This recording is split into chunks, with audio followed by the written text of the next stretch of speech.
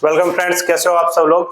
दोस्तों आज वापस आ चुके हैं आपके एक नई शुरुआत के लिए। तो दोस्तों आपको शुरुआत में बता देता हूं, आपका जो वीडियो रहने वाला है, ठीक है, वो बेसिक आपका रहेगा, पूरा किसके ऊपर डेडिकेट रहेगा, सिलेबस के ऊपर, जैसा कि अभी तक चलता आ रहा है। ठीक है, अभी तक जो लेवल 1 का सिलेबस है वो मैंने क्लियर कर दिया गया है आपको, आपके जो प्लेटफॉर्म है यूट्यूब प्लेटफॉर्म, उसमें मिल जाएगा। ठीक है, इसके बाद में आपका हिंदी और संस्कृत लेवल 2 क्लास 6 से लेकर 8 तक उसका मैंने वीडियो बना दिया है और वो भी जल्दी आपको प्लेटफॉर्म पे देखने को मिल जाएगा। इसके बाद में आज जो वीडियो रहने वाला है आपका रहेगा लेवल 2 का 6 से लेकर 8 क्लास और साथ में इंग्लिश सब्जेक्ट का, जिसमें पूरा कंप्लीट सिलेबस देखेंगे। ठीक है, और पूरा इंग्लिश के ऊपर गौर करेंगे कि जो आपके इंग्लिश सब्जेक्ट रही है उसमें कौन कौन से टॉपिक आने वाले हैं। और इस वीडियो के बाद में जो नेक्स्ट आपके दो सिलेबस रहेंगे, 2 सब्जेक्ट के, वो किसके रहेंगे, आपके एक साइंस मैथ, ठीक है, और उसके बाद में सोशल स्टडीज सामाजिक विज्ञान। ठीक है, इस तरह से आपकी जो पर्टिकुलर सब्जेक्ट की नोटिफिकेशन के सारा सिलेबस है वो सारा बन जाएगा, आपके सेपरेट हो जाएंगे, जिससे जो कोई स्टूडेंट साइंस मैथ के हो तो वो अपना सिलेबस अलग से देख सके, उसे टाइम का जो गैप है वो ना मिले। ठीक है, और फुल नोटिफिकेशन देखने के लिए आपका जो चैनल है उस पर आपको प्रोवाइड मिल जाएगा पूरा वीडियो, वो आप देख सकते हो। लेवल 1 का अलग है, लेवल 2 का अलग है। ठीक है, तो दोस्तों ज्यादा देर करते ना हुए शुरुआत करते हैं इस वीडियो की। शुरुआत करने से पहले जो कोई स्टूडेंट या कैंडिडेट अगर अब तक हमारे चैनल को सब्सक्राइब नहीं करा हो, सब्सक्राइब कर लीजिए, साथ में वीडियो लाइक कीजिए, बेल आइकन दबाना ना भूलिए, जिससे जो भी कोई अपडेट हो आगामी वो आपको टाइम पे मिलता रहे। ठीक है, और साथ में हमारे टेलीग्राम ग्रुप को भी ज्वाइन कर लीजिए, जिसका लिंक हमारे वीडियो का डिस्क्रिप्शन बॉक्स में दिया गया है, उसको ज्वाइन करिए, जिसमें आपको प्रत्येक जो भी अपडेट होता है जिस भी सेक्टर के, उसके अपडेट, चाहे वो एडमिट कार्ड आंसर की रिजल्ट, ठीक है, या फिर पदों में कोई वृद्धि हो रही है, कोई कमी हो रही है, जो जिस भी प्रकार की कोई अपडेट हो वो आपको टेलीग्राम पे मिल जाएगी। तो दोस्तों शुरुआत करते हैं इस वीडियो की। तो दोस्तों आप सामने देख सकते हो, आपके सामने पूरा नोटिफिकेशन है। उस नोटिफिकेशन में आप चर्चा करेंगे आपके जो सिलेबस है किसका, आपका अंग्रेजी का। अब अंग्रेजी में क्या सिलेबस रहेगा, उससे पहले आपका जो मेन पदों का वर्गीकरण है आपको उस पर गौर करते हैं। ठीक है, सामने आप देख सकते हो राजस्थान कर्मचारी चयन बोर्ड का ये ऑफिशियल नोटिफिकेशन है। ठीक है, आपका यहाँ पे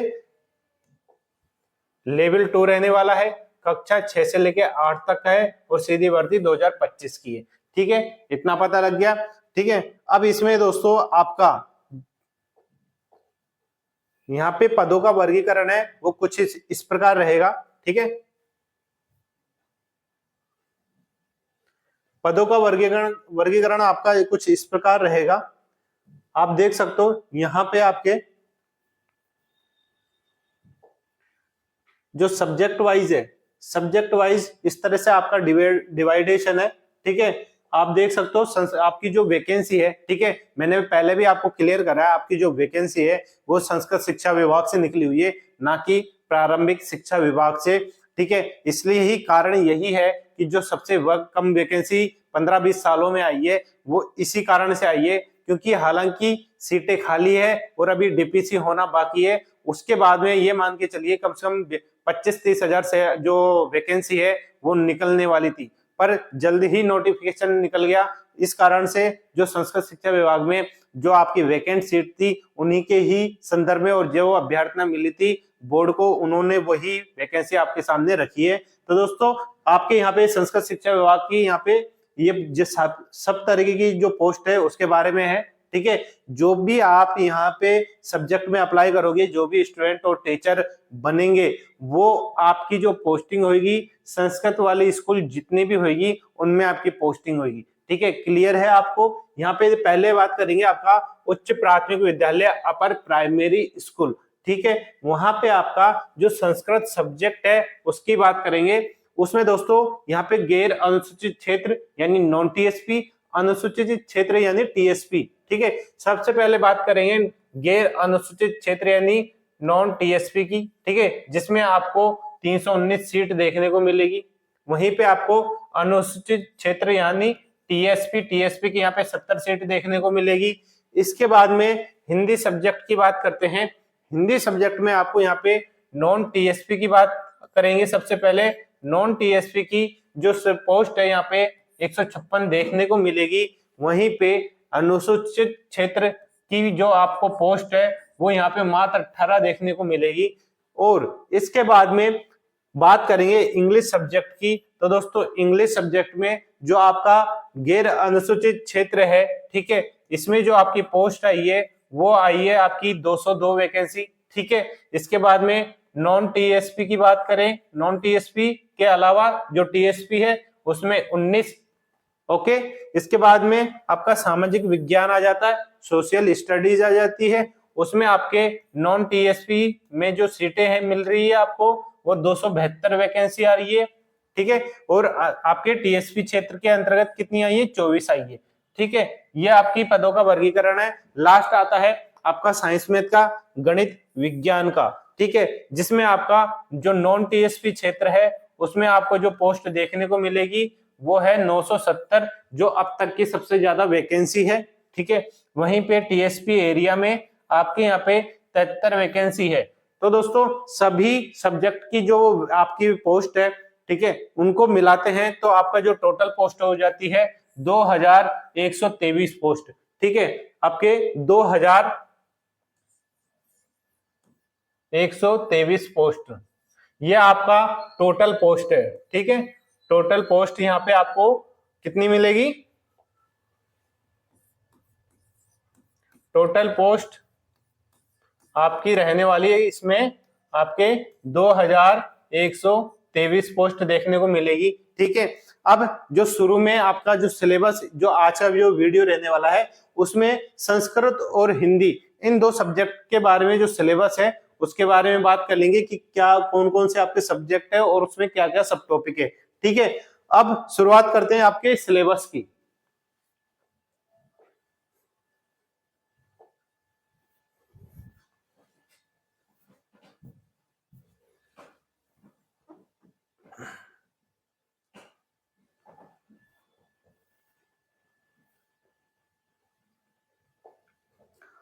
तो दोस्तों सिलेबस को शुरू करने से पहले जो आपकी एग्जाम स्कीम है, परीक्षा का जो पैटर्न है वो क्या रहने वाला है उस पे नजर देख लेते हैं। तो दोस्तों आपका चाहे सब्जेक्ट कोई सी भी हो आपकी, ठीक है, चाहे संस्कृत हो, हिंदी हो, ठीक है, इंग्लिश हो, गणित साइंस में तो या फिर सोशल स्टडीज हो, उसमें आपका जो एग्जाम पैटर्न है वो सेम रहेगा। और वो सेम कैसे रहेगा आपका, इसमें आप 300 मार्क्स का आपका पेपर लगेगा, ठीक है। आपके जो पेपर रहेगा वो 300 मार्क्स का रहेगा। आपका जो प्रश्न पत्र रहेगा वो ऑब्जेक्टिव टाइप का रहेगा, ठीक है, ऑब्जेक्टिव टाइप का रहेगा,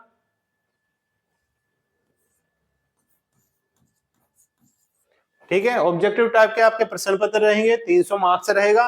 और जो आपको टाइम मिलेगा, जो समय मिलेगा वो 2 घंटे 30 मिनट का रहेगा, यानी 2.5 घंटे का आपको समय मिलेगा। जो कितने क्वेश्चन के लिए, टोटल 150 क्वेश्चन के लिए आपको 2.5 घंटे का समय मिलेगा, जिसके में कितने मार्क्स होंगे, 300 मार्क्स होंगे। तो दोस्तों ये आपका एग्जाम पैटर्न है, ठीक है। नेगेटिव की मार्किंग की बात करते हैं तो आपका जो नेगेटिव मार्किंग है वो 1/3 रहने वाली है, ठीक है, 1/3 आपकी नेगेटिव मार्किंग है। तो दोस्तों एग्जाम पैटर्न कुछ इस तरह से रहेगा आपका, ठीक है।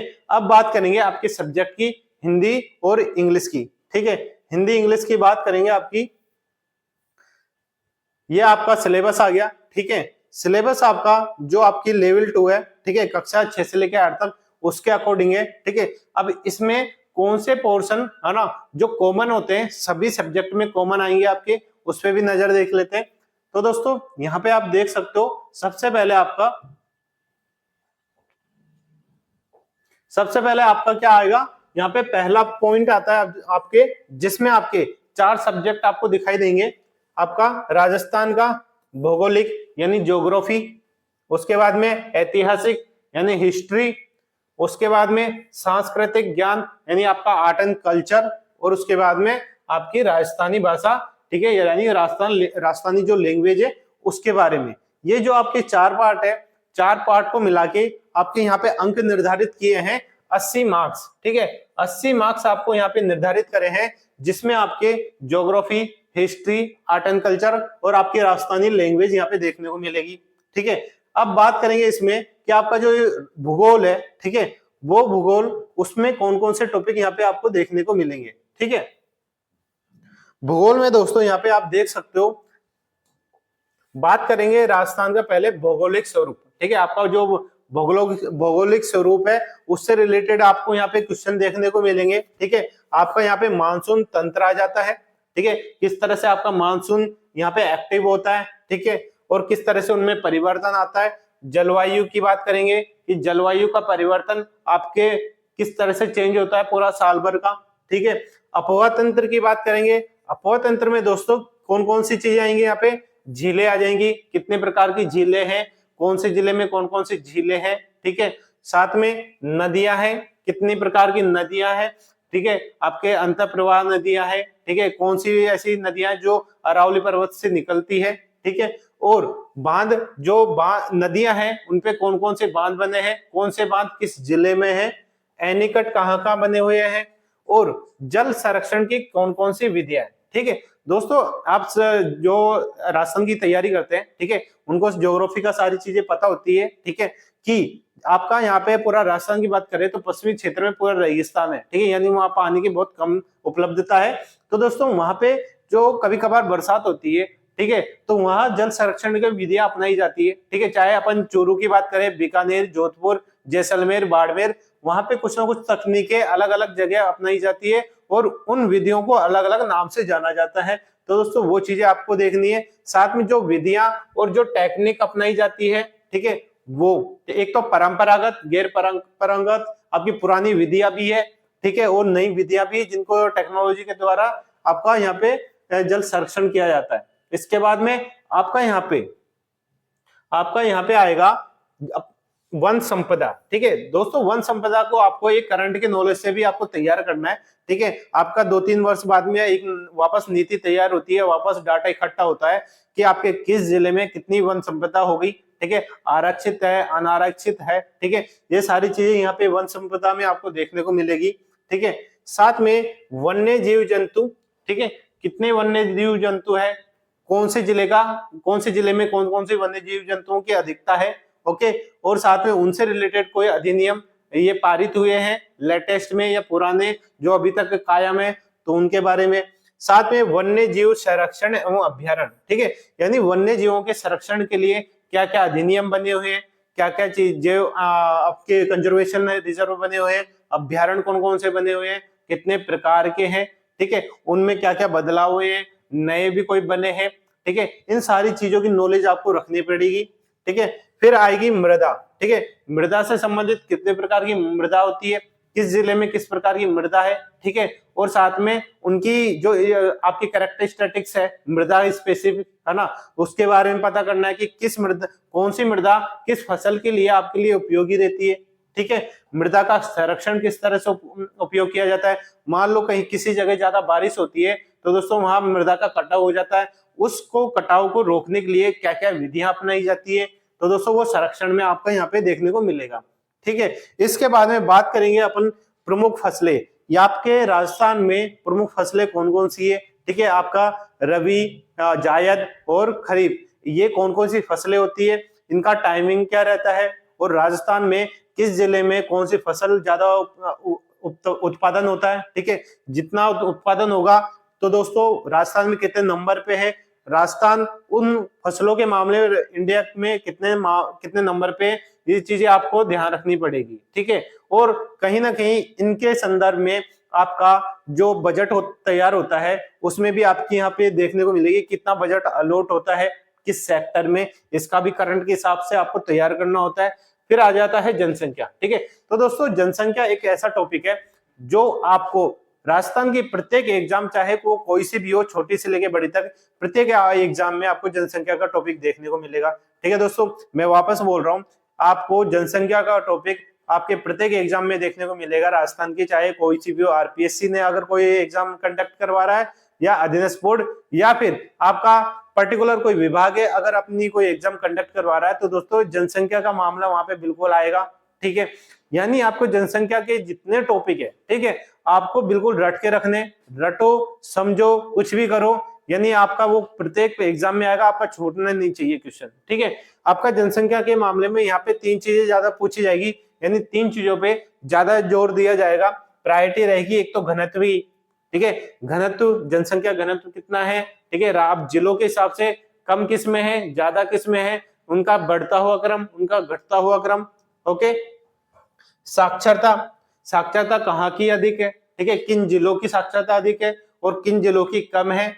साथ में लिंगानुपात, इसमें भी यही किन जिलों में जो लिंगानुपात है सबसे कम है, सबसे ज्यादा है, उनका बढ़ता हुआ क्रम, उनका घटता हुआ क्रम। तो दोस्तों आपके जनसंख्या वाले टॉपिक में यही चीज देखी जाती है कि आपकी ये जो टॉपिक है जो स्पेसिफिक करा है यहाँ पे, घनत्व है, साक्षरता है, लिंगानुपात है, इनको स्पेसिफिक आपको पढ़ना है, इनके जो डाटा है वो याद करना है, उनके क्रम है उनको देखना है, ठीक है। इसके बाद आ जाती है राजस्थान की आपकी जनजातियां और उनके क्षेत्र, ठीक है। अब राजस्थान में जनजातियां कौन कौन सी है, ठीक है, मीणा, भील, गरासिया, ठीक है, ये और आपके उनके क्षेत्र कौन कौन से, यानी वो राजस्थान में किस क्षेत्र में कौन सी जनजाति निवास कर रही है, ये भी आपको चीज जानने की जरूरत है।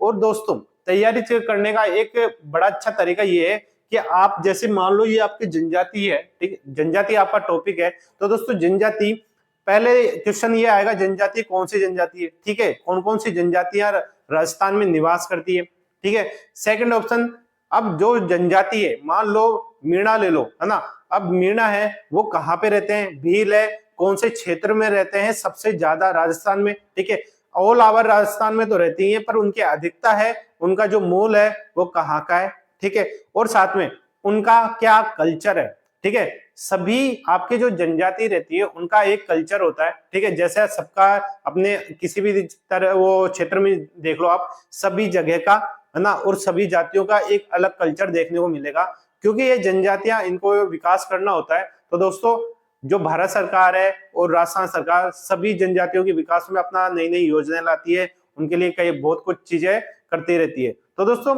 उनसे रिलेटेड जो आपकी कल्चर है, पहनावा है, आपके लोक संगीत है, उनके द्वारा कोई फेमस गीत है, ठीक है, गीत है और आपके गायन शैली है, और कौन कौन वहां से ऐसे प्रमुख व्यक्तित्व है मेल फीमेल जो उभर के एक विश्व विख्यात प्राप्ति करी है, जिन्होंने राजस्थान के लिए स्तर पे, इंडिया के स्तर पे और विश्व के स्तर पे, वो चीजें आपको बहुत ध्यान रखनी जरूरी है। ये सारी चीजें आपको यहाँ पे कनेक्टेड मिलेगी, इसलिए आप जो भी टॉपिक तैयार करो पढ़ो उनको इंटरकनेक्ट करके पढ़ा किया करो, जिससे आपका चीजें हैं एक टॉपिक के हिसाब से आपके 3-4 टॉपिक एक साथ कवर हो सके।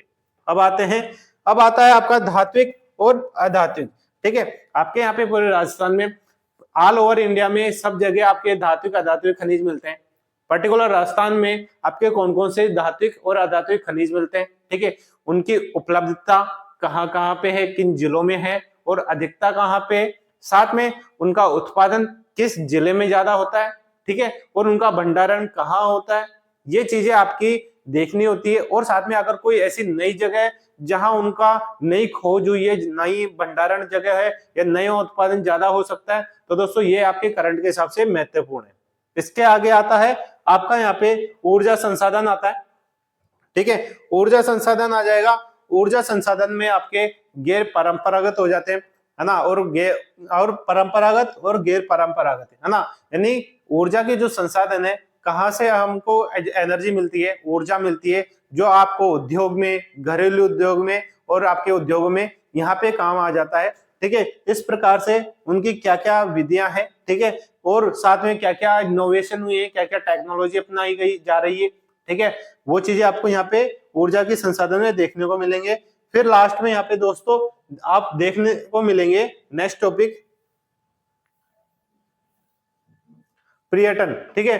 पर्यटन टॉपिक आपको यहाँ पे देखने को मिलेगा कि आपका जो पर्यटन स्थल है राजस्थान में कौन कौन से, ठीक है, और कौन से पर्यटन स्थल की कितनी अधिक ज्यादा वो उपलब्धता है, यानी उपलब्धता के सेंस में ये लीजिए कि कौन सा ऐसा पर्यटन स्थल है जहां विदेशों से पर्यटन ज्यादा आता है, ठीक है, उनसे जो आपका रेवेन्यू इकट्ठा होता है वो कौन सा ऐसा है, फेमस कौन सी जगह है, ठीक है, वो चीजें, और कौन से जिले में है, जिले के अंदर कौन सी तहसील में है अगर फेमस है तो, ठीक है, साथ में यातायात के कौन कौन से साधन उपलब्ध है, ठीक है, उनमें क्या क्या नए नवाचार हुए हैं, ठीक है, ये चीजें अपनाई गई है, और उनके यातायात के संबंधित क्या क्या चीजें एक्स्ट्रा हुई है और क्या क्या चीजें उनके लिए साधन है, वो चीजें।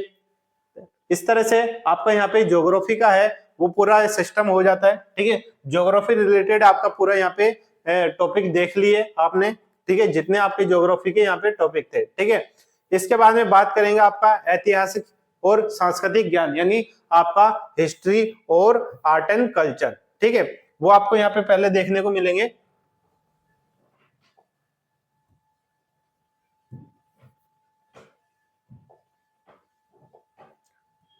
ठीक है, यहाँ पे आपको इतिहास और संस्कृति की बात करेंगे अपन। इतिहास और संस्कृति में दोस्तों बात करेंगे पहले आपकी राजस्थान की प्राचीन सभ्यताएं, ठीक है, राजस्थान की प्राचीन सभ्यताएं। अब दोस्तों तैयारी करने का सबसे अच्छा तरीका क्या है, आपको जो सिलेबस में दिया गया होता है उसी पे फोकस करिए, ठीक है। इसमें सभ्यताएं नाम दे दिए आपको, कालीबंगा, आहड़, गणेश्वर, बालाथल और बेराट, ठीक है। ये आपको 5 सभ्यता दे दी है आपको पहले से जो तैयारी करनी होती है वो इसी बेस पे करनी होती है जो सिलेबस में दिया है। आपको कालीबंगा के बारे में जानना है, ठीक है, आहड़ के बारे में जानना है, गणेश्वर, बालाथल, बेराट, ठीक है। इन 5 सभ्यताओं के बारे में आपने जितनी जानकारी इकट्ठी कर ली, अब इनके इंटरकनेक्टेड जो आसपास की जो चीजें हैं, नॉलेज है, ठीक है, वो भी आपको चीजें तैयार करनी है, ठीक है, जो इनसे रिलेटेड हो, वो तभी आपका जो सभ्यता है वो क्लियर होता है। और जो क्वेश्चन अगर इधर उधर से भी टच में आ जाए जिनका कनेक्शन इन सभ्यताओं से, ठीक है, चाहे वो नदी हो या इन सभ्यताओं के आसपास जो आपके नगर महानगर विकसित हुए हैं उनसे रिलेटेड हो, ठीक है। इसके बाद में आपकी जो महत्वपूर्ण ऐतिहासिक घटना हुई है, ठीक है, पहले वो ध्यान रखना है, उनका सन ध्यान रखना है, कौन कौन सी ऐसी घटनाएं हो गई, ठीक है, उनका सन ध्यान रखना है, कारण क्या था, ठीक है, और क्या क्या चीजें हुई उनसे, कारण उपलब्ध, ठीक है, ये चीज। प्रमुख राजवंश कौन कौन से, ठीक है, राजस्थान में प्रमुख राजवंश कौन कौन से हैं, उन राजवंश में कौन कौन से राजा महाराजा हो चुके हैं, उनमें कौन कौन सी लड़ाइयां हुई है, कौन किसके समकालीन था, ये सारी चीजें आपको प्रमुख राजवंश में देखने को मिलेगी। और दोस्तों इसमें भी राजवंश बहुत सारे हो जाते हैं, ठीक है, उनकी जो डिटेल है हर एक राजा की बहुत सारी कहानियां होती है, ठीक है, उनकी हिस्ट्री अलग रही हुई है। तो दोस्तों आपको तैयार कैसे करना है ये राजवंश, आपको पर्टिकुलरली कम से कम 5 राजवंश ले लेने, ठीक है, उन 5 राजवंश में भी पर्टिकुलर कोई राजा है, ठीक है, या पर्टिकुलर कोई चीजें घटित हो चुकी है, उन्हीं के बारे में पूरा चीजें पढ़नी है, आपको पूरी कंप्लीट नहीं लेनी। चाहे आप 3 ही राजवंश ले लीजिए, ठीक है, 3 राजवंश ले लीजिए, उसी को ही कंप्लीट पढ़ लीजिए, तो दोस्तों तैयारी अच्छी होती है। चाहे आपको कम टॉपिक पढ़े हुए हो पर आपको उस पे कंटेस्ट आपको कमांड होनी जरूरी है, ठीक है। उसके बाद में जो राजवंश पढ़ो उनकी प्रशासनिक और साथ में उनकी राज व्यवस्था किस प्रकार थी, ठीक है, उन चीजों पे नॉलेज रखनी है। इसके बाद में स्थापत्य कला पे आ जाते हैं, आर्ट एंड कल्चर पे आ गया टॉपिक, जिसमें आपके राजस्थान में कितने किले हैं, कौन कौन सी जगह है, स्मारक कौन कौन से रहे हैं, बावड़ी कौन कौन सी रही है, ठीक है, और हवेलियां, ये आपको नाम ध्यान रखना है, ठीक है, और कहाँ पे लोकेटेड है, ठीक है, किस जिले में किस तहसील में लोकेटेड है, इस जिले में, ये प्रकार की आपको पूरी नॉलेज रखनी है, ठीक है। पहले आपको बेसिक नॉलेज रखनी है कि कौन सा किला, स्मारक, हवेली, ठीक है, और बावड़ी कौन सी जगह है, ठीक है, राजस्थान के कौन से जिले में है और कौन से जिले की कौन सी तहसील में है, और उनसे संबंधित अगर कोई हिस्ट्री से कोई कनेक्शन है किसी राजा महाराजा का, तो दोस्तों वो भी बहुत इंपॉर्टेंट रखता है आपको यहाँ पे इंटर कनेक्टेड कोई जीके तैयार करने में। इसके बाद में मेला, कौन सी जगह का मेला प्रसिद्ध है, ठीक है, किस लिए प्रसिद्ध है, त्योहार, कौन सी जगह का त्योहार ज्यादा प्रसिद्ध है, क्या नाम है, लोक कला, लोक संगीत, लोक नाट्य, लोक नृत्य, ठीक है, ये आपका पर्टिकुलर हर क्षेत्र का आपका जिले वाइज तहसील वाइज अलग अलग होता है, फेमस है अलग अलग होते हैं, वो चीजें आपको यहाँ पे कंठस्थ करनी है। सांस्कृतिक परंपराएं कितनी है और विरासत कौन कौन सी है, ठीक है, धार्मिक आंदोलन कौन कौन से है, ठीक है, यानी पहले के टाइम पे जब जागरण हुआ था, नवजागरण हुआ था, तो उस समय आंदोलन चले थे, अलग अलग आंदोलन चले थे, एक उनमें से धार्मिक आंदोलन भी था, ठीक है, उनमें आपके जो प्रमुख संत रहे, प्रमुख लोक देवता रहे, ठीक है। आपके संतों की बात करें तो दोस्तों बहुत सारे संत रहे जो अपने काल में ये इन धर्मों के संदर्भ में अलग अलग जागरण हुए हैं, ठीक है, लोगों का जागरण करवाया, ठीक है, धार्मिक संबंधी, साथ में महत्वपूर्ण जो ऐतिहासिक स्थल रहे, ठीक है, वो देख लो, प्रमुख व्यक्तित्व जो आपका यहाँ पे हिस्ट्री में रहे हैं, आपके जितने आंदोलन है उनमें उनका योगदान रहा है, ठीक है, उनका नाम, ठीक है, उनसे संबंधित अगर कोई घटना है तो वो चीजें। ओके,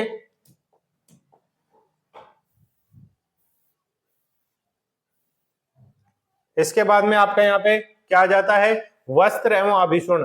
ठीक है, आपका मेल फीमेल। ठीक है, एक मेल के क्या क्या वस्त्र होते हैं, क्या नाम होता है। ठीक है, एक फीमेल के कौन कौन से वस्त्र होते हैं, और साथ में आपका वहां पे जो आभूषण पहनी जाती है, मेन आपका यहाँ पे आभूषण होता है। ठीक है, आभूषण होता है। जब फीमेल की बात करते हैं, स्त्री की बात करते हैं, तो उनका जो मोस्ट ऑफ द क्वेश्चन बनता है पेपर में आभूषणों के ऊपर बनता है कि जो आभूषण है वो सिर पे कौन सा आभूषण होता है, आपके कान पे, गले में, हाथ में, कलाई में, पैर में और उंगलियों में। ठीक है, ये बहुत सारे आभूषण होते हैं। आपका काफी जो स्टूडेंट तैयारी करते हैं उनको ये बुक्स में भी मिल जाता है, और आपकी एनसीईआरटी है राजस्थान वाली, उसमें भी ये चीजें आपको देखने को मिल जाएगी। ठीक है, चित्रकलाएं कौन कौन सी है और हस्तशिल्प कौन कौन सी है। चित्रकलाओं की आपको बहुत पहले से आपकी जो स्वतंत्र आंदोलन थे उसके बाद में काफी स्कूल्स थी। ठीक है, चित्रकला संबंधित वो कौन कौन सी है, कब ओपन हुई। ठीक है, किस महाराजा या किस सीएम, आपका मुख्यमंत्री और राजप्रमुख उनके काल में हुआ है। हस्तशिल्प, किस जिले की हस्तशिल्प फेमस है और किस लिए फेमस है और कौन सी फेमस है। ठीक है, और 1857 की क्रांति। ठीक है दोस्तों, इस चीज को बहुत ध्यान रखना है। 1857 की जो क्रांति है उसमें राजस्थान का क्या योगदान रहा। ठीक है, राजस्थान का क्या योगदान रहा, साथ में उसमें जनजाति, जो राजस्थान की जनजाति है और किसान आंदोलन, उनमें क्या प्रभाव पड़ा, और जो आंदोलन हुए इनका जो 1857 की क्रांति है इनमें क्या प्रभाव पड़ा, दोनों का एक दूसरे पे जो प्रभाव है। ठीक है, और क्या आपका वहां पे जो पॉजिटिव आपका रिजल्ट मिला वो भी चीजें देखनी है, और जनजातियों के मामले में क्या बदलाव देखने को मिले। ठीक है, तो दोस्तों जैसा मैंने बोला, एक जनजाति कहाँ रहती है, क्या नाम है। ठीक है, उनके जो कल्चर है वो कैसा है, पहनावा। ठीक है, वो गायन शैली, साथ में उन्होंने उनके संदर्भ में अगर कोई आंदोलन हुए तो वो चीज, किसान आंदोलन से संबंधित सारी किसान चीजें, हर क्षेत्र के अलग अलग आंदोलन हुए, वो चीजें कारण भी याद रखना आपको। ठीक है, अब आता है यहाँ पे लास्ट है प्रजामंडल और राजस्थान का एकीकरण। तो दोस्तों ये जो आपके 2 पॉइंट है, ठीक है, ये 2 पॉइंट आपको हमेशा याद रखने हैं। ठीक है, कौन कौन से, 1857 की क्रांति, ठीक है, राजस्थान के संदर्भ में जनजाति आंदोलन, किसान आंदोलन और आपका प्रजामंडल और एकीकरण। ठीक है, ये ऐसे टॉपिक है आपको प्रत्येक एग्जाम में इनसे संबंधित क्वेश्चन देखने को मिलेगा, चाहे से एक ही क्वेश्चन क्यों ना हो, और जो क्वेश्चन आएगा बहुत इजी आएगा। ठीक है, आपका पढ़ा पढ़ाया होगा, बस आपको रिवीजन की जरूरत होती है। ठीक है, इसके बाद में राजस्थानी भाषा की बात करते हैं। राजस्थान की भाषा में दोस्तों यहाँ पे देख सकते हो, आपको आपकी क्षेत्रीय बोलियां आ जाएगी कि आपकी किस क्षेत्र में कौन कौन सी बोली जाती है, हाड़ौती, ढूंढाती। ठीक है, इस तरह से अलग अलग क्षेत्र में अलग अलग बोलियां आ जाती है। ठीक है, उसके बाद में कृतियां कौन कौन सी है, ठीक है, कौन कौन से ग्रंथ साहित्य लिखे गए हैं और साहित्यकार कौन कौन से। ठीक है, दोनों है, दोनों इंटरकनेक्टेड है।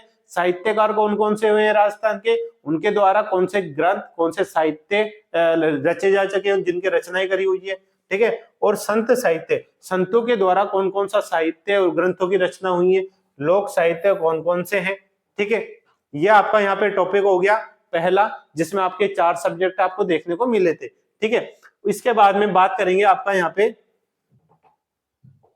राजस्थान का सामान्य ज्ञान, जो आपका सेकंड पॉइंट रहने वाला है। ठीक है, सेकंड पॉइंट आपका यहाँ पे रहने वाला है, जिसमें राजस्थान का आपका सामान्य ज्ञान आएगा, शैक्षिक परिदृश्य आएगा, निःशुल्क एवं अनिवार्य बाल शिक्षा का अधिकार अधिनियम और सामयिक विषय। ठीक है दोस्तों, ये आपका पहला पॉइंट और ये आपका सेकंड पॉइंट, ये आपके प्रत्येक सब्जेक्ट के सिलेबस में कॉमन रहेगा।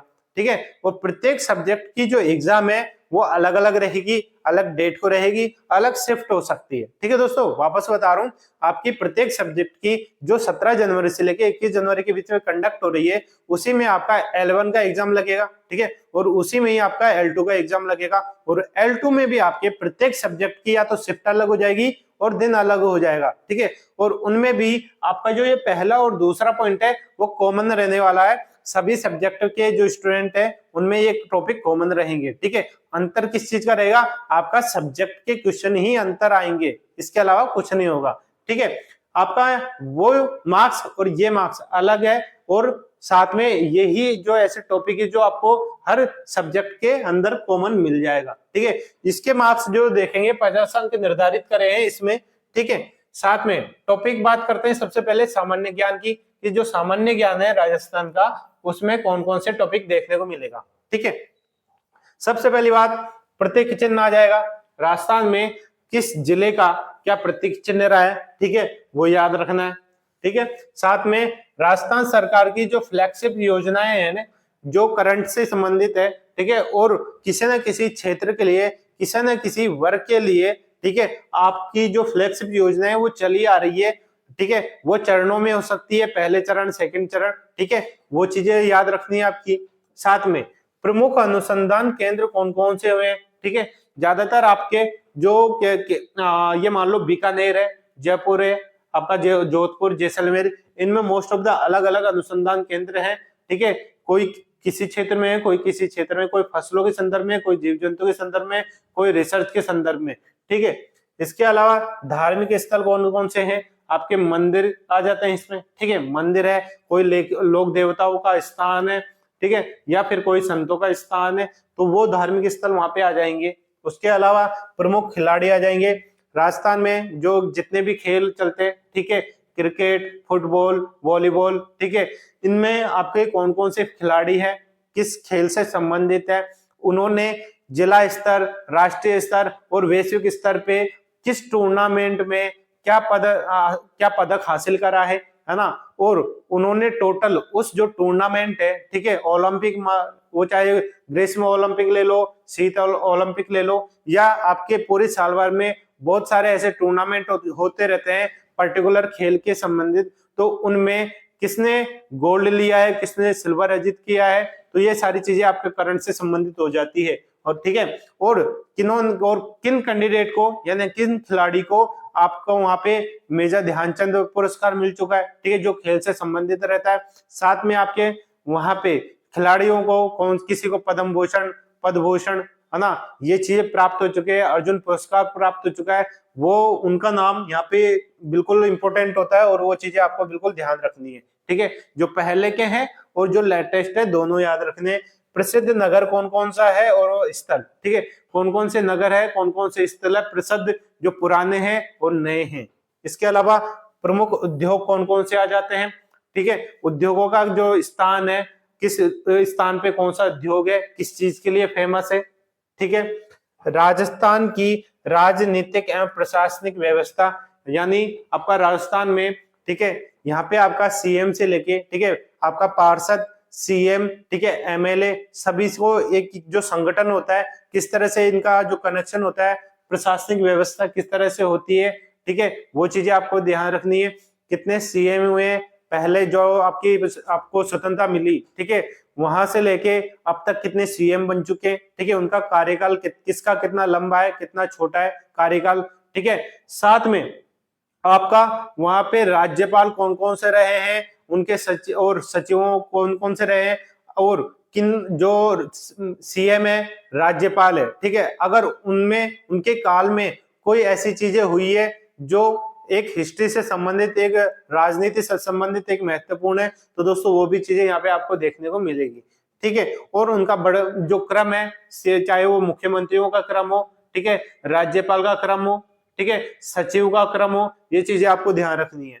जन कल्याणकारी योजनाएं, ठीक है, यानी लोगों के लिए जो सरकार है, चाहे केंद्र सरकार ले लो या फिर आपकी राजस्थान सरकार, पर यहाँ पे राजस्थान के स्पेशल में संदर्भ में बात करेंगे, राजस्थान की जो जन कल्याणकारी योजनाएं हैं वो कौन कौन सी है, पहले कौन सी चलती थी और उनका क्या नाम, क्या परिवर्तन हुआ है, ठीक है, उनका क्या एक्सटेंड हुआ है, कितने चरणों में थी, अगर वो फेमस है किसी क्षेत्र विशेष के लिए, ठीक है, और अभी कोई ऐसी जो योजनाएं जो जन कल्याण के संदर्भ में बहुत महत्वपूर्ण रखती है, तो वो चीजें आपको ध्यान रखने की जरूरत है, ठीक है। इसके बाद में दोस्तों शैक्षिक परिदृश्य की बात करेंगे, ठीक है, शैक्षिक परिदृश्य की, इसमें आएंगे आपके कौन कौन से टॉपिक। पहला आएगा शिक्षण अधिगम के नवाचार, कौन कौन से नवाचार हुए हैं शिक्षण अधिगम में, ठीक है, और राज्य में, राजस्थान राज्य में केंद्र और राजस्थान सरकार की जो भी विद्यार्थी संबंधित कल्याणकारी योजनाएं चल रही है और पुरस्कार चल रहे हैं। ठीक है, आपका यहाँ पे राज्य में, राजस्थान राज्य में आपका राज्य और एक सरकार राज्य को मिला के और केंद्र को मिला के जो एक स्टूडेंट के लिए, ठीक है, जो योजनाएं चल रही है, ठीक है, किस क्षेत्र में चल रही है, कि अगर स्कूल स्तर पे है, स्कूल में भी किन क्लासों से संबंधित है, ठीक है, और उनके लिए क्या क्या पुरस्कार है, ठीक है, क्या पुरस्कार दिया जाता है, वो सारी चीजें यहाँ पे आपको देखने को मिलेगी। इसके बाद में विद्यालय प्रबंधन, विद्यालय का प्रबंधन कैसे करना है और उनसे संबंधित अगर कोई समितियां बनती है, कोई प्रोविजन है कि एक विद्यालय का प्रबंधन करने में ये समिति बनेगी और इस समिति के जो सदस्य है वो इस तरह से रहेंगे, ठीक है, उनकी ये पावर रहेगी, ठीक है, उनके ये उद्देश्य रहेंगे। तो दोस्तों वो सारी चीजें आपको यहाँ पे देखने को मिलेगी। इसके बाद में आएगा आपका राष्ट्रीय शिक्षा नीति, ठीक है, ये बहुत ही इंपॉर्टेंट है, यहाँ इसको मार्क कर लीजिए। इससे के संबंध में आपका क्वेश्चन जरूर देखने को मिलेगा, चाहे वो 2 हो 3 हो, ठीक है, इसके संदर्भ में आपको क्वेश्चन देखने को मिलेगा कि आपका जो ये 2020 आपकी जो राष्ट्रीय शिक्षा नीति है, ठीक है, इनका क्या नया नया इसमें बदलाव हुआ है, ठीक है, और इन बदलावों से आपकी जो एक स्कूली शिक्षा है, एक विद्यालय पे क्या असर पड़ा है, क्या बदलाव देखने को मिले हैं, ये चीजें यहाँ पे आपको देखने को मिलेगी। ठीक है, इसके बाद में लास्ट अपन देखेंगे कि जो आपका निःशुल्क एवं अनिवार्य बाल शिक्षा अधिकार अधिनियम है, ठीक है, ये क्या रहे और इसमें क्या टॉपिक आने वाला है। तो दोस्तों आपका जो निःशुल्क और अनिवार्य बाल शिक्षा अधिकार अधिनियम है, ठीक है, इसमें आपको 2 अधिनियम देखने को मिलेंगे।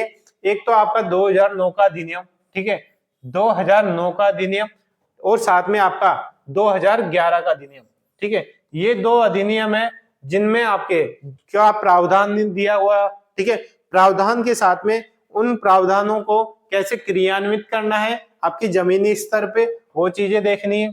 ठीक है, जमीनी स्तर पे क्या प्रावधान है और उनको क्रियान्वित करने की क्या क्या प्रोसेस है, क्या विधियां हैं, ठीक है, यहाँ पे देख सकते हो 2009 का ऊपर दिया गया था, ये 2011 का आ गया, ठीक है, 2011 का यहाँ पे दे दिया गया है। 2 नियम है आपके अधिकार अधिनियम, किससे संबंधित, राजस्थान के निःशुल्क एवं अनिवार्य बाल शिक्षा अधिकार अधिनियम 2 है, 2009 2011 उनके प्रावधान है, उनके प्रावधान के बाद में उनकी क्रियान्विति कैसे करी है। ठीक है, इसके बाद में आपका आता है राजस्थान के मान्यता प्राप्त जितने भी निजी विद्यालय है उसमें निःशुल्क प्रवेश, यानी आपका RTE right to education act उससे संबंधित है। पहले आपके जो सरकारी स्कूल थे वहीं पे एडमिशन मिलते थे सभी को, है ना, एक बिल्कुल नाम मात्र आपकी फीस होती थी कहीं, है ना, उसके बाद में आपको निजी स्कूलों में यानी प्राइवेट स्कूल में भी वहां पे एडमिशन देने लग गया। किसके तहत, RTE के तहत, जिसमें एक हर के जो घर के एक बच्चा है वो भी एक प्राइवेट स्कूल अच्छे से अच्छे स्कूल में भी प्रवेश ले सकता है और वहां पे अपनी स्टडी कर सकता है। ठीक है, ये चीज आपको देखने को मिलेगी। लास्ट बात करेंगे आपकी सामयिक विषय यानी करंट अफेयर्स। ठीक है, करंट अफेयर्स देखने को मिलेगी यहाँ पे। ठीक है, करंट अफेयर्स में आपकी राजस्थान के संदर्भ में समसामयिक घटनाएं, ठीक है, अब समसामयिक घटनाएं आपकी जिले स्तर पे, ठीक है, आपके पर्टिकुलर कोई क्षेत्र है आपके तहसील स्तर पे, ठीक है, किसी भी क्षेत्र से संबंधित हो सकती है, पर वो राजस्थान की करंट अफेयर्स होने वाली है। और राज्य की जो भी विकास योजनाएं चल रही है, कौन सी अभिनव विकास योजनाएं, उनको क्रियान्वित करने का जो तरीका है, जो प्रोसेस है, उसके बारे में, और उनके संदर्भ में जो अलग है, जो राष्ट्रीय स्तर से कनेक्टेड है, अंतरराष्ट्रीय स्तर से कनेक्ट है, वो सारी करंट अफेयर्स यहाँ पे देखने को मिलेगी। जैसे मैंने बोला था कि अगर कोई चीजें इनोवेशन होती है, अगर वो कैंडिडेट या कोई चीज राजस्थान के संदर्भ में है, और साथ में स्पोर्ट्स की बात करें, खेलकूद की बात करें, अगर कोई कैंडिडेट राष्ट्रीय स्तर पे किसी टूर्नामेंट में, किसी ओलंपिक में, ठीक है, किसी भी चीज में अगर कोई पदक जीत के लाता है तो दोस्तों वो भी करंट अफेयर्स के अंतर्गत शामिल हो जाता है। ठीक है, तो दोस्तों ये वो चीज थी जो आपके प्रत्येक सब्जेक्ट में कॉमन रहने वाली है। ठीक है, ये जो टॉपिक है पहला और दूसरा वापस बता देता हूं। ठीक है, वापस बता देता हूं आपको, यहाँ पे आपका यहाँ पे 50 मार्क्स, ठीक है, 50 मार्क्स देख सकते हो, 50 मार्क्स।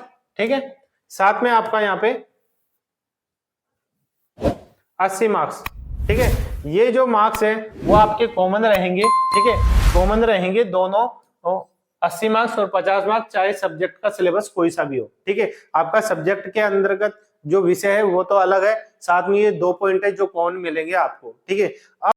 तो दोस्तों आपने पूरा देख लिया है कि आपका जो सिलेबस है उसमें जो आपके कॉमन टॉपिक रहने वाले हैं पॉइंट 1 और पॉइंट 2 के अंतर्गत, जो आपके ज्योग्राफी है, हिस्ट्री है, आर्ट एंड कल्चर है, ठीक है, और आपके साथ में जो अधिनियम है 2009 2011, ये सभी चीजें आपके हर सब्जेक्ट में कॉमन रहने वाली है, जो कि आपको क्लियर कर दिया गया है। अब आते हैं मेन सब्जेक्ट के ऊपर। जो आपके सब्जेक्ट है, सब्जेक्ट के जो टॉपिक रहने वाले हैं वो इस तरह से रहने वाले हैं, ठीक है। आपको पूरा टॉपिक वाइज बताऊंगा कि किस टॉपिक को आपको पहले प्रायोरिटी रखनी है, किसको नहीं रखनी, ठीक है।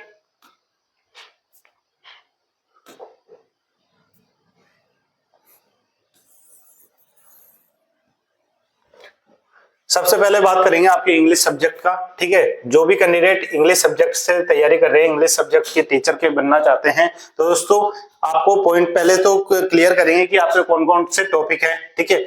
उसके बाद में आपको प्रायोरिटी कौन सी ऐसे टॉपिक पे रखनी है जिनको पहले तैयार करना है, ठीक है, जिसपे कमांड ऐसी होनी चाहिए कि उनको देखते ही आपको उनका आंसर नजर आ जाए। तो दोस्तों सबसे पहले बात करेंगे पार्ट्स ऑफ स्पीच की, ठीक है।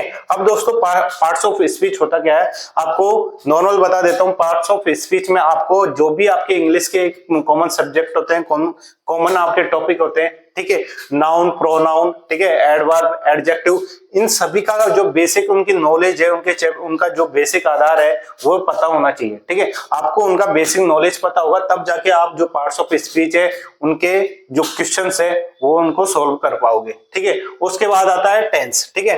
टेंस के आपको पूरा नॉलेज होनी चाहिए, कितने प्रकार के टेंस होते हैं, ठीक है, टेंस के कितने टाइप होने चाहिए, साथ में उन टाइप्स का में जो आपका फॉर्मुलेशन है, ठीक है, किस तरह से किया जाता है, आपका वहां पे जो सब्जेक्ट, ऑब्जेक्ट, वर्ब, ठीक है, आपका वो किस तरह से यूज करा जाता है, आपका सेंटेंस को किस तरह से घुमाया जाता है, उन जो कंप्लीट नॉलेज होती है टेंस की वो आपको रखनी पड़ेगी, ठीक है। आपका कहाँ हैज यूज आ रहा है, कहाँ वाज वर्ब यूज आएगा, ठीक है। आपकी वहां पे जो आपकी जो वर्ब है, ठीक है, कितने प्रकार की वर्ब यूज होती है, कहाँ कौन सी आईएनजी वर्ब यूज होगी, ये सारी नॉलेज आपको टेंस में ही सारी चीजें आपको देखने को मिलेगी। उसके बाद में वॉइस आएगा, ठीक है। वॉइस आपको पता है 2 टाइप के होते हैं, कौन कौन से, आपके एक्टिव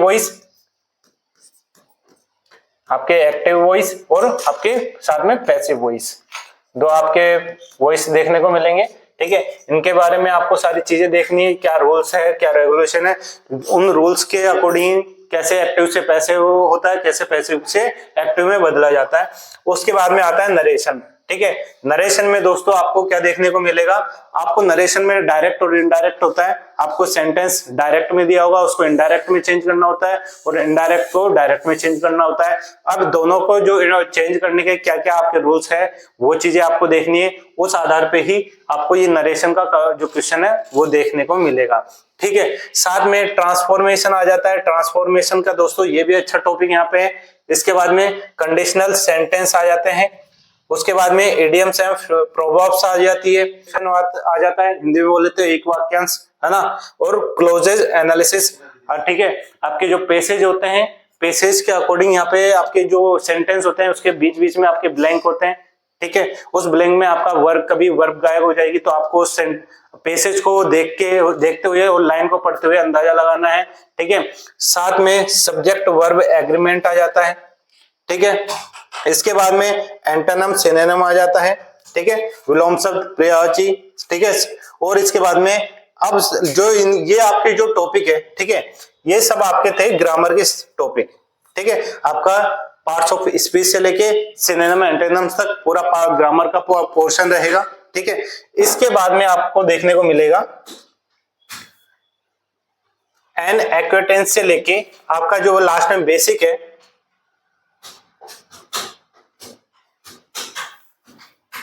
ठीक है, an acquaintance with literary terms से लेके आपका लास्ट का जो टॉपिक रहने वाला है basic knowledge of English sounds and their phonetic words. ये आपके जो टॉपिक है वो आपके पूरे लिटरेचर से जुड़े हुए हैं, लिटरेरी टर्म्स टाइप के होते हैं, ठीक है। ये ऊपर वाले पूरा ग्रामर पोर्शन हो गया, नीचे का आपका पूरा लिटरेरी वाला हो गया, ठीक है। अब पहला टॉपिक जो an acquaintance with literary terms, second है मॉडल आ जाता है, मॉडल वाले एक्जुलरी टॉपिक आ जाएगा। प्रीपोजिशन आ गया, ठीक है। प्रीपोजिशन आपका पूरा ग्रामर पोर्शन रहने वाला है आपका। इसमें 2 पैसेज आएंगे अनसीन वाले, जिसमें आपका एक प्रोज का रहेगा, एक पोइट्री का रहेगा। वो प्रोज और पोइट्री के हिसाब से वहां पे आपको क्वेश्चन वहां पे या तो 2 या 5 इस टाइप के क्वेश्चन देखने को मिल जाएंगे आपके पैसेज के हिसाब से। उसके बाद में लास्ट टॉपिक आएगा आपका इंग्लिश साउंड यानी फोनेटिक्स वर्ड का, यानी आपके जो इंग्लिश के वर्ड है किस तरह से उनका फॉर्मेशन होता है, ठीक है। ये आपके पूरे हो जाते हैं टॉपिक इंग्लिश के, ठीक है। जो भी कैंडिडेट, ठीक है, जो भी कैंडिडेट अपने इंग्लिश सब्जेक्ट की जिनको मेन है वो तैयारी कर रहे हैं, तो दोस्तों इंग्लिश के टॉपिक को ध्यान से देख लीजिए। जहां पहले आपको इन 2 टुकड़ों में बांट लीजिए, आपके एक ग्रामर पोर्शन, आपके लिटरेरी टर्म्स वाले, ये 2 पोर्शन आपके बट जाएंगे।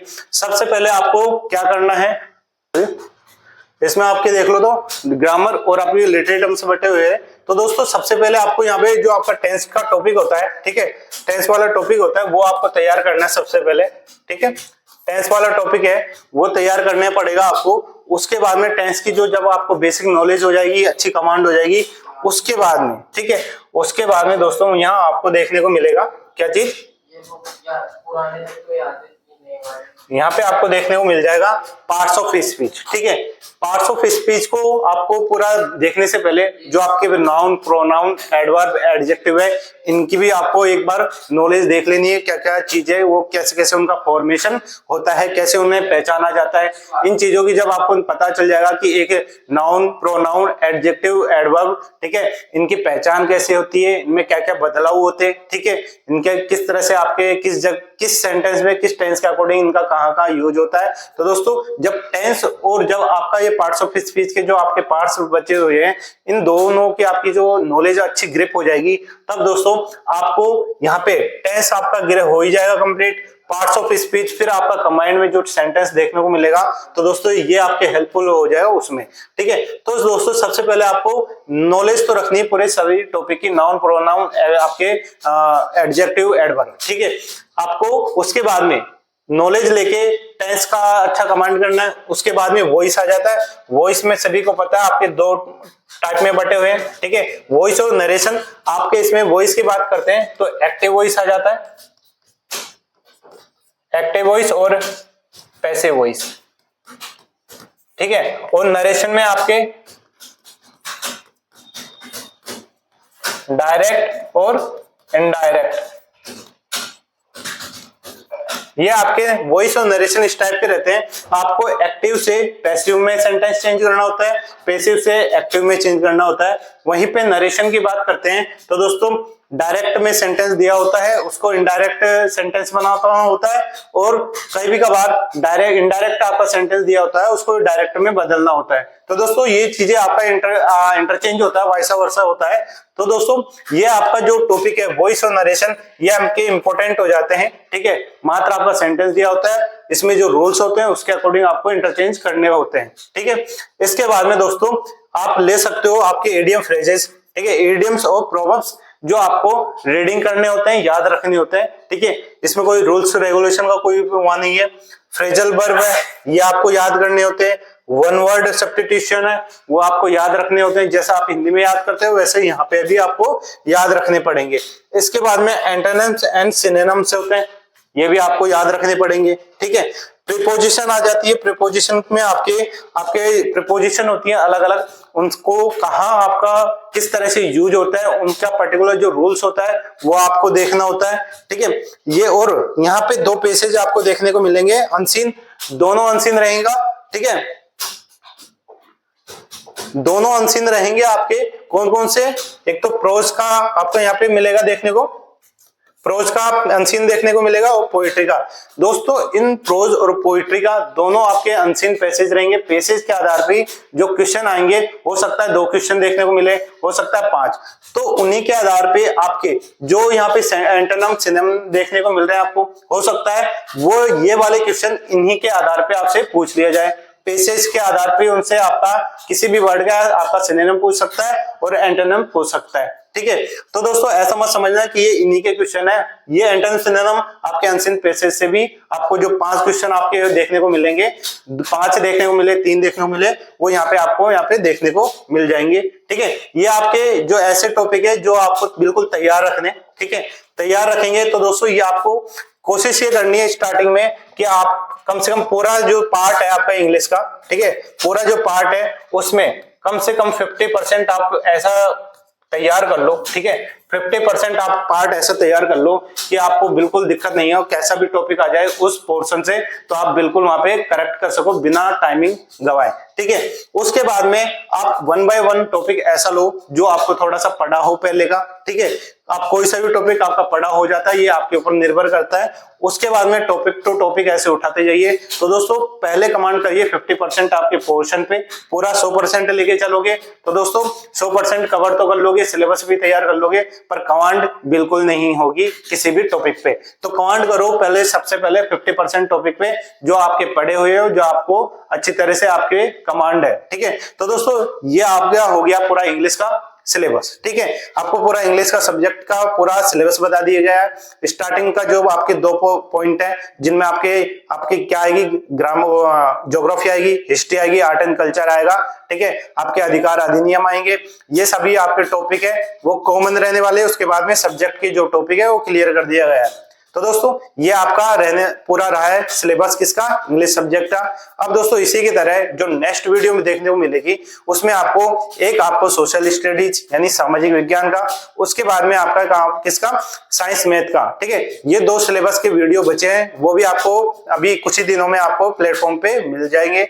तो दोस्तों जिस कोई कैंडिडेट अगर आप पूरा वीडियो अभी तक देखें बहुत अच्छी बात है, और जो कोई कैंडिडेट अगर वीडियो को स्किप कर देते हैं दोस्तों पूरा देखा करो, उससे आपको पूरी नॉलेज होगी, ठीक है, कि कौन कौन से टॉपिक है और किस तरह से आपको क्या रणनीति अपनानी चाहिए। तो दोस्तों मैं यही कहना चाहता हूं कि वीडियो पूरा देखें। अगर चैनल को अब तक सब्सक्राइब नहीं करो, सब्सक्राइब भी कर लीजिए, जिससे आगे जैसा भी कोई अपडेट होगा तो दोस्तों वो अपडेट में क्या लाया जा रहा है आपके लिए, ठीक है, पर्टिकुलर आपके सब्जेक्ट के लिए एक्स्ट्रा क्या चीजें यहाँ पे देखने को मिलेगी वो भी आपको पता लग सके। अगर चैनल को अब तक सब्सक्राइब नहीं करो, सब्सक्राइब कर लीजिए और ज्यादा से ज्यादा शेयर कीजिए, वीडियो लाइक कीजिए और सब्सक्राइब करने के बाद में बेल आइकन दबाना ना भूले, जिससे आपको जो भी कोई अपडेट होता है प्लेटफॉर्म पे तो उसकी सूचना आपको मिल सके। तो दोस्तों मिलते हैं नए आपके सिलेबस के साथ में। धन्यवाद।